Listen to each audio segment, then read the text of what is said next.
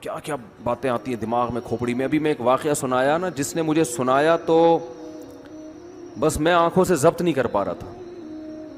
حضرت مولانا طاری جمیل صاحب کا واقعہ ہے. ایک شخص آیا مجھ سے ملنے کے لیے, خواجہ سرا ہے. میں تو پہلی دفعہ زندگی میں کوئی خواجہ سرا مجھ سے ملا.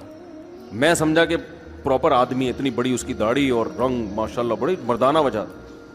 لیکن جب بات چیت کا انداز ہوتا ہے تھوڑا سا, وہ ایٹیٹیوڈ سے اندازہ ہو گیا کہ یہ مکمل مرد نہیں ہے. تو اس نے مجھے خود بتا دیا میں خواجہ سرا ہوں.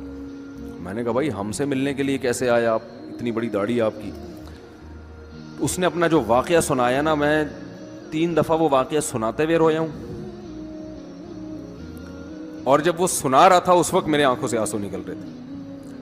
اس نے یہ ابھی بھی میرا بیان سنتا ہے وہ. اس نے واقعہ سنایا کہ میں جب پیدا ہوا تھا نا تو میں خواجہ سرا تھا. گھر میں ایسا بچہ پیدا ہو جائے والدین کی طرف سے عزت نہیں ملتی. جب 10-12 سال کا ہوا تو نہ بھائی مجھے عزت دے رہا ہے اور نہ میرا والد مجھے عزت دے رہا ہے. میں بھائی کے ساتھ کہتا ہوں مجھے باہر لے کے جاؤ تو وہ کہتے ہیں لوگ میرا مذاق اڑائیں گے تمہیں دیکھ کے. ظاہر ہے اس کی حرکتیں تھوڑی زنانہ لڑکیوں والی حرکتیں ہوتی ہیں. اور والد بھی کہیں محفلوں میں نہیں لے کے جا رہے, ایک مذاق اڑایا جاتا ہے. کہنے ایک دفعہ میں کہیں گزر رہا تھا تو یہ جو ہوتے ہیں نا خواجہ سراؤں کی پوری ایک جماعت تھی, انہوں نے مجھے پہچان لیا, دیکھا اتنا اچھا. اس وقت نہ اس کی داڑھی, اور یعنی اس میں خواتین والی ہی علامتیں تھیں زیادہ. تو انہوں نے مجھے کہہ رہے اتنی عزت دی, کھانا کھلایا اور اپنے گرو کے پاس لے کر گئے. اور گرو نے کہا کہ تم ہمارے ایجنٹ بن جاؤ, ہم تمہیں پھر ڈانس ماس کروائیں گے, آدھے تمہارے آدھے ہمارے, جو بھی اس کا سیٹ. کہہ رہے مجھے پہلی دفعہ کہیں عزت ملی. تو لیکن میرے ابا کو پتہ چل گیا تو ابا نے لا کے طبیعت سے کوٹ دیا, ٹھیک ہے نا, کہ دوبارہ ان میں نہیں بیٹھنا. ٹھیک ہے ہم نے توبہ کر لی, بھائی یہ برے لوگ ہیں, ڈانس ماس اچھی چیز نہیں ہے, ٹھیک ہے.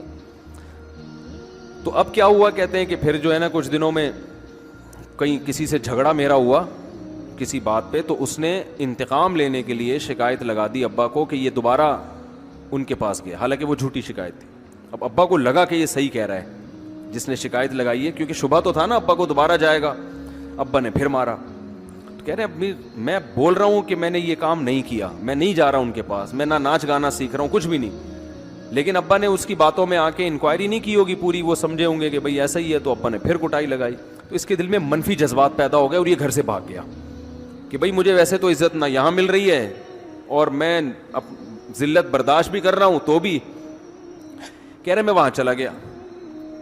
تو جب میں وہاں گیا ہوں نا خواجہ سراؤں کے ہاں, تو وہی گرو اور ڈانس, اور پھر اس نے مشہور کچھ ایکٹروں کے نام بتائے جن کے ساتھ ہم ڈانس کرتے تھے, اور پیسے آنا شروع ہو گئے, آدھے گرو کی جیب میں آدھے ہماری, اور ہٹو بچوں.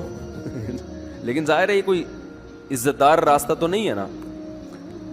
کہہ رہے ہیں کہیں سے تبلیغی جماعت میں حضرت مولانا طاری جمیل صاحب آ گئے. انہوں نے اجازت مانگی, ہمارے گرو کو پیغام بھیجا, بھائی مجھے ایک دفعہ یہاں آ کے دعوت دینے دو. اس نے اجازت دے دی, آ جاؤ بھائی.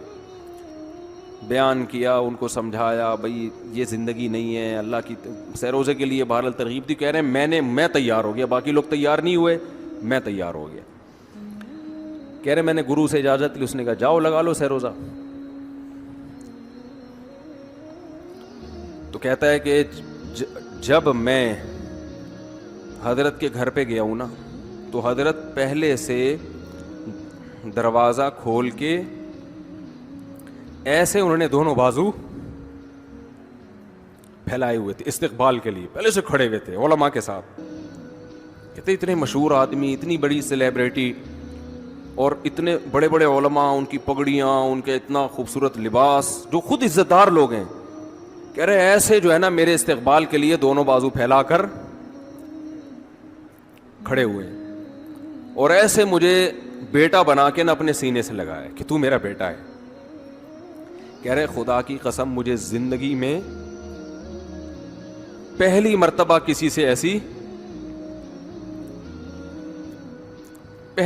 ایسی عزت ملی مجھے کسی سے, اور اس عزت دینے میں مولانا کا کوئی مفاد, بولو بھائی, کچھ بھی, بلکہ ذلت ہو گئی نا. لوگ کہتے ہیں خواجہ سرا کو بیٹا بنایا ہوا ہے, اور اس وقت تو اس میں بیچارے میں کچھ زنانہ سی علامتیں بھی تھیں. تو خواجہ سرا کو کیا دے رہے ہیں, عزت دے رہے ہیں. کیا کسی تاجر پہ محنت کرو تو تھوڑا چندہ دے دے گا مدرسے کو, ایسا ہی ہے نا.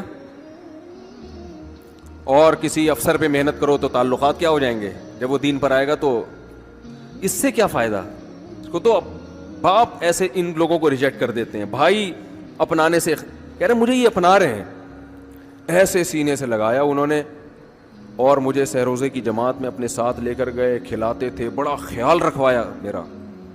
کہہ رہے اس کے بعد پھر میں نے گرو سے اجازت لی. وہ گرو چھوڑتے تھوڑی, ان کو پیسے ویسے دیے, جان چھڑائی نا, وہ بھی غلامی کی طرح نکلنا پڑتا ہے. پیسے دیے پتہ نہیں کتنے لاکھ یا کتنے ہزار روپے, وہاں سے پھر نکل کے 4 مہینے اس میں بھی خیال کیا. تو پھر تبلیغ کے بزرگوں سے ملا, پھر انہوں نے پورا مجھے بتایا کہ بھائی تم یہ علاج کرو تاکہ تمہارے اندر یہ زنانہ علامتیں ختم ہو. تو وہ علاج کر رہا تھا ماشاءاللہ, اس انجیکشن لگے, انجیکشن میں ڈاکٹروں کی بھی مدد کروائی. یہ ایسی این جی او ہے میرے بھائی جس کو کوئی بھی این جی او نہیں کہتا, نہ ان کے کوئی اشتہار آ رہے ہیں. کتنے لاکھوں لوگوں کو اس طرح سے یہ لے کر بھی آئے اور ان کے مسائل بھی حل کیے, مگر نہ کوئی ویڈیو بن رہی ہے, نہ کوئی اشتہار آ رہا ہے. یہ تو اس نے خود مجھے بتا دیا نا, اور اس نے کہا ایسے سینکڑوں لوگوں کے ساتھ ہوا ہے. تو اس کی ماشاءاللہ اب داڑھی نکل گئی. اس نے کہا آہستہ آہستہ میں اللہ سے امید ہے کہ مکمل مرد بن جاؤں گا میں. تو یہ ہے وہ دعوت جس میں آپ کا کوئی مفاد بولو نہیں ہے. تو دعوت کے کام میں جب تک اس درجے کا اخلاص نہیں ہوگا, اس وقت تک آپ کی دعوت میں جان پیدا نہیں ہوگی.